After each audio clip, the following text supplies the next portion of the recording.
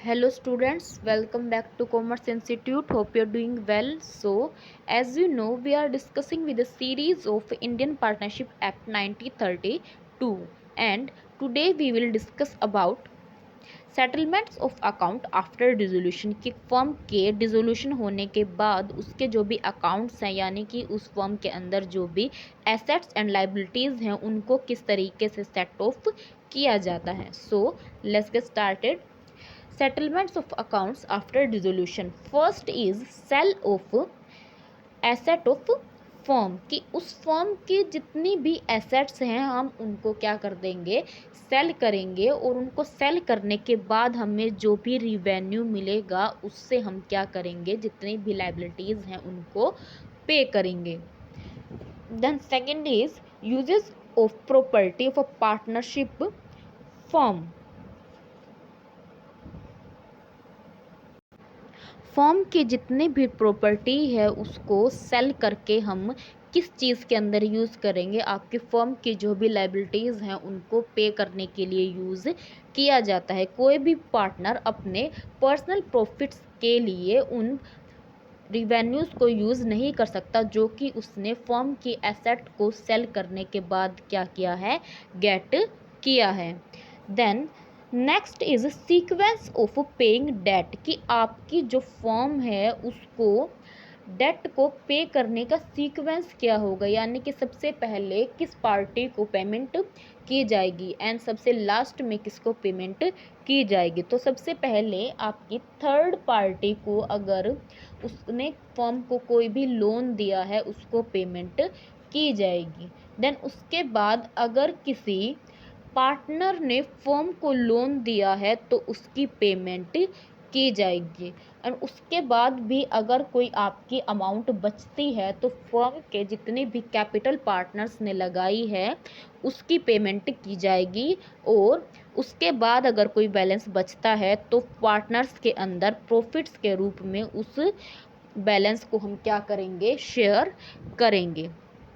Then उसके बाद personal profit earned by partner then he bound to give an account of such profit to the firm कि अगर firm के dissolution के बाद लेकिन फर्म की जो भी अकाउंट्स हैं उसको बंद होने के पहले अगर फर्म ने कोई पर्सनल प्रॉफिट पार्टनर ने कोई पर्सनल प्रॉफिट अर्न किया है तो उस कंडीशन में पार्टनर्स की ये लाइबिलिटी बनती है कि वो क्या करे, उस प्रॉफिट का जो भी आपका डाटा है वो किसको दे, फर्म को दे.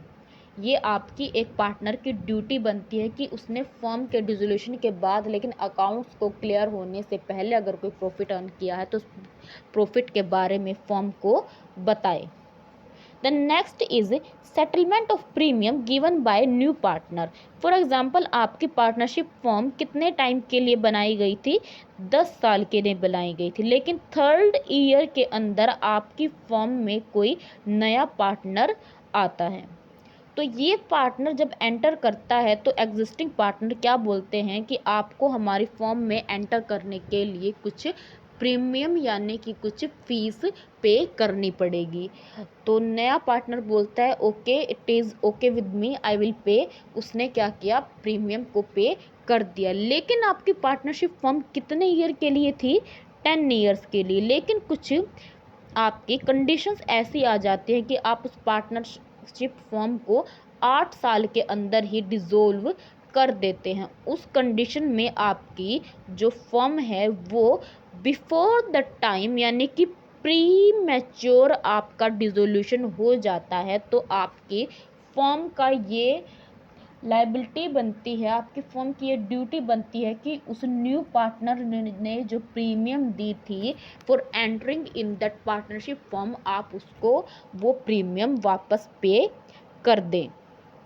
Then next is in case of fraud and misrepresentation कि अगर आपकी फर्म के अंदर कोई फ्रॉड या मिस रिप्रेजेंटेशन होता है तो उस कंडीशन में आपकी 3 केसेस होंगे. फर्स्ट में जिस पार्टनर ने आपका फ्रॉड या मिस रिप्रेजेंटेशन किया था उसकी ये लाइबिलिटी है कि वो उस फ्रॉड या मिस रिप्रेजेंटेशन से होने वाले लॉस को रिकवर करे। वो जिस पार्टी को लॉस हुआ है उसको वो लॉस क्या करे, रिकवर करे। एंड आपकी थर्ड पार्टी जिसके साथ फ्रॉड हुआ है उसके पास ये राइट है कि वो क्या करे, जिस पार्टनर ने ये फ्रॉड या मिस रिप्रेजेंटेशन किया था उसकी जो भी फर्म के ऊपर क्या है, शेयर है या फिर जो भी कैपिटल है उसके ऊपर क्या करे, वो लेन कर ले, उसके ऊपर क्या करे, वो कब्जा कर ले कि जब तक आप मेरा लॉस को रिकवर नहीं करोगे मैं आपकी फर्म पर जो भी आपका हिस्सा है और आपका जो भी कैपिटल है उसको क्या करता हूँ, कवर करता हूँ, उसके ऊपर क्या करता हूँ, कब्जा करता हूँ। तो ये क्या है, आपकी पार्टनरशिप फर्म के अकाउंट्स को क्या करने का एक method. The next is agreement of restraint of trade, कि अगर आपकी पार्टनरशिप फॉर्म क्या हो रही है, डिसॉल्व हो रही है, उस कंडीशन में जब तक आपकी पार्टनरशिप फॉर्म डिसॉल्व नहीं हो जाती किसी भी पार्टनर को ये राइट नहीं है कि वो उसी नाम से या फिर उसी तरह की कोई भी पार्टनरशिप फॉर्म को क्या कर ले, बना ले, कोई नई फर्म बना ले, उसको ऐसा राइट नहीं है। मान लो आपके पार्टनरशिप फर्म का कोई फिशरीज का बिजनेस था और आपकी पार्टनरशिप फर्म डिसॉल्व हो रही है, तो जब तक वो डिसॉल्व नहीं हो जाती कम्प्लीटली आपके पार्टनरशिप फर्म के किसी भी पार्टनर को राइट नहीं है कि वो फिशरीज का ही कोई नया बिजनेस उस टाइम पीरियड के अंदर क्या करे, ओपन करे। देन इसके अंदर एक और केस है कि जब तक आपकी पार्टनर अगर ये अग्रीमेंट कर लेंगे कि फर्म के डिसोल्यूशन के 1 साल के अंदर, 2 साल के अंदर जो भी उन्होंने टाइम पीरियड एग्रीमेंट किया है उसके अंदर आपका कोई भी पार्टनर क्या करेगा, इस तरीके का बिजनेस इस एरिया के अंदर क्या करेगा, नहीं ओपन करेगा, तो उस कंडीशन में कोई भी आपका पार्टनर ये बिजनेस ओपन नहीं कर सकता जब तक आपका वो टाइम पीरियड पूरा ना हो जाए। सो ये थे आपके settlement of accounts after dissolution of a partnership firm. So this is all about today's topic and hope this is clear, and if you have any query about this topic you can ask down below in the comment section, and don't forget to hit the bell icon so all the notification from Commerce Institute. Thank you for watching the